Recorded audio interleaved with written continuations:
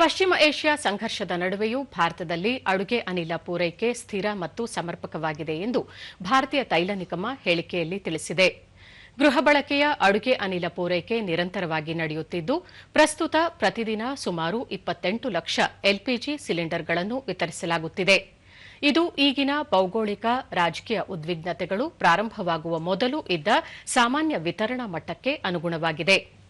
LPG ಮರುಪೂರಣಗಳನ್ನು booking ಮಾಡಲು SMS ಮತ್ತು ಐವಿಆರ್ಎಸ್ನಂತಹ digital ವಿಧಾನಗಳನ್ನು ಬಳಸಲು ತೈಲ ನಿಗಮ ಗ್ರಾಹಕರನ್ನು ಪ್ರೋತ್ಸಾಹಿಸುತ್ತಿದ್ದು, ಸುಮಾರು 87% ಬುಕಿಂಗ್ಗಳನ್ನು ಡಿಜಿಟಲ್ ಪ್ಲಾಟ್ಫಾರ್ಮ್ಗಳ ಮೂಲಕ ಸ್ವೀಕರಿಸಲಾಗುತ್ತಿದೆ ಎಂದು ನಿಗಮ ತಿಳಿಸಿದೆ.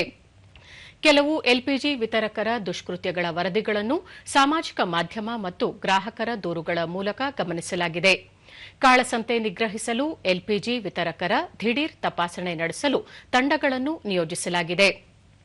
ಈವರೆಗೆ 7,500ಕ್ಕೂ ಹೆಚ್ಚು ತಪಾಸಣೆಗಳನ್ನು ನಡೆಸಲಾಗಿದೆ ಮತ್ತು 141 ಎಲ್ಪಿಜಿ ವಿತರಕರ ವಿರುದ್ಧ ಕ್ರಮ ಕೈಗೊಳ್ಳಲಾಗಿದೆ ಎಂದು ನಿಗಮ ಹೇಳಿದೆ.